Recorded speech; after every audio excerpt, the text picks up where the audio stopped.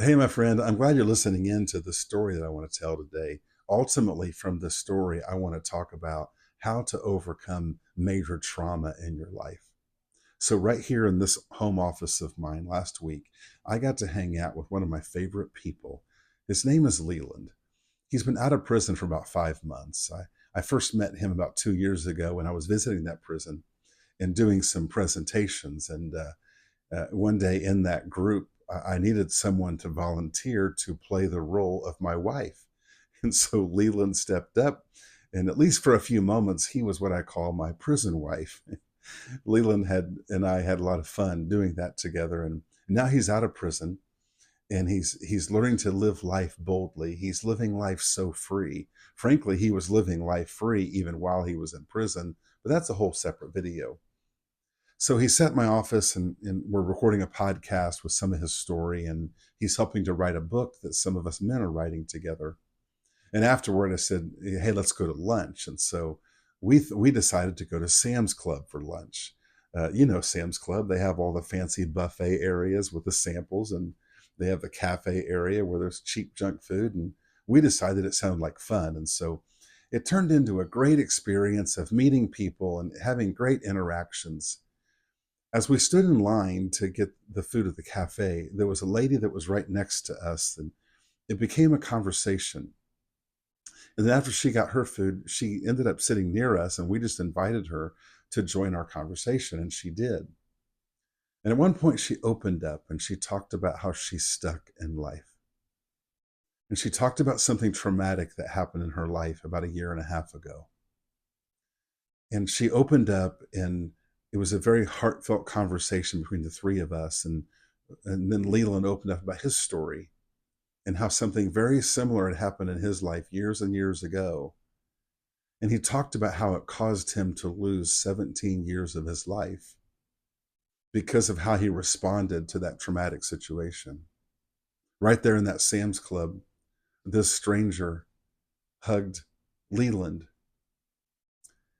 We went on to have a conversation, and I said to her, I said, I know someone who's willing to be with you in this time of your life. And it's my wife. And I just looked at her and I said, my wife would love to support you in this season of your life. And I can simply give you her phone, give you her phone number, and you can just reach out to her.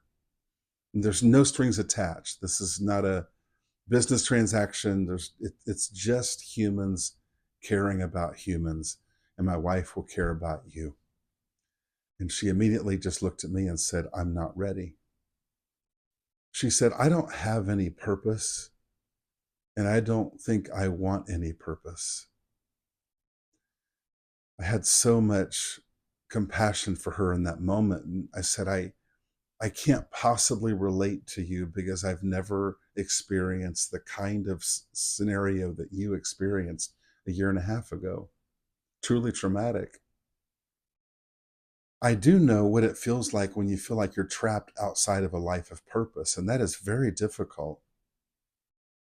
But to be at a place where you don't even think you want purpose anymore, I've never been there. And I can't imagine the pain that's causing that kind of thought that I don't even want to have purpose. Before we left, I offered her again. I said, my wife is willing to be with you in this season of your life and support you. And she said, I'm not ready. And she walked away. And I thought about that for a number of days afterward. And when it comes to trauma, do we pause our life until the trauma's gone and then move forward? I don't know. Do we do we move forward with the trauma? Do we have to walk forward through the trauma? I don't know. I do know this. We will never be ready. The human being will never be ready to move forward from some kind of trauma in life.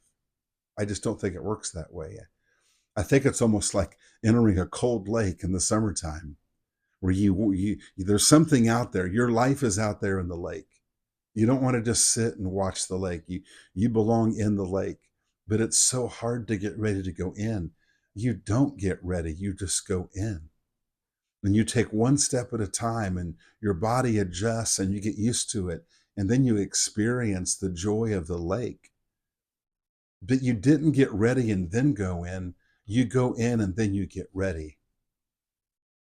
When it comes to trauma and really any kind of breakdown in our life, I don't think we're ever ready. I think when an opportunity comes our way, it's a chance for us to step in. And for this lady, I really felt like she had an opportunity last Saturday. She had an opportunity, but it's okay. Another one's going to come her way. I'm not minimizing her courage or her love or her belief.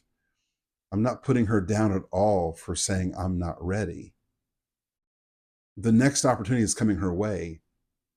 I just want to say, I don't think we are ever ready. I just think when an opportunity comes, at some point, you step into it.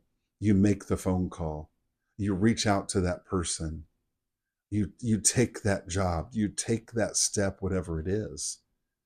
And in the taking of the step, there is the next level of healing. There's the restoration can begin to happen at a whole new level. I love what Viktor Frankl said about overcoming trauma. He said there's three basic things that every single human being must do. And Viktor Frankl was a psychologist, I believe, therapist, something in that field, and he survived that concentration camp. And he said there's three things that every human being must do. One is you've got to have something to do every day that if you don't do it, someone else is hurt. In other words, when you're fighting through major turmoil, major trauma, we need something to do every day that gets us focused outwardly. Because otherwise, we just stay stuck in the thoughts and feelings that will just accumulate. And I don't think that you can move on from trauma after you've gone through all of your thoughts and feelings, because the more that you focus on your thoughts and feelings, you just have more of them, and there's more of them to study. So he said, number one, you have got to have something to do every day that if you don't do it, someone else is hurt. That helps us get our focus off of ourselves and onto other people. He said the second thing that every person must do is have a community of people around them that believe in them just the way they are. Just to have people in your life that love you, care about you, and support you. Because at no time in life can we ever do this on our own.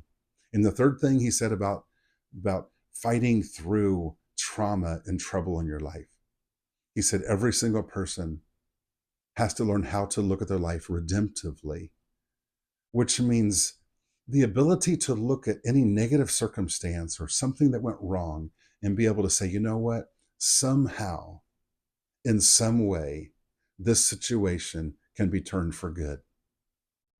It doesn't mean we understand how. It doesn't mean we see those pieces coming together. To look at your life redemptively is to just believe that even through the imperfections and the junk and the trouble and the turmoil and the trauma, it just means we believe that it can be used for good. We can turn that thing as a fuel for good. Redemption is not something I don't think we can understand. I do think it's something we can believe in. I think the most difficult thing for every human being is to face the greatest pain or failure of our life. Here's what I do believe.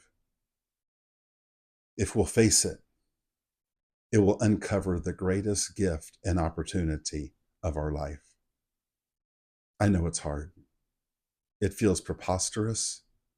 It feels impossible. It feels like the only thing we can do with the great pain of our life is stuff it in a box and put it in the deepest corner of the deepest closet in our house. It just doesn't work. There is redemption that is possible for our lives. And oftentimes it begins just like with the lake. It's cold, it's dark, it's the unknown. You take the right or left foot and you step in. And then you take the next step and the next step. My friend, Leland is a very free man right now, completely free. But his freedom began before he ever left prison. He had it when he was in that prison. And what I believe for you is that no matter the circumstance that has happened in your life, you can have a freedom to be the person you were made to be, to live the life you're made for, in spite of what has gone wrong. Go take on the day.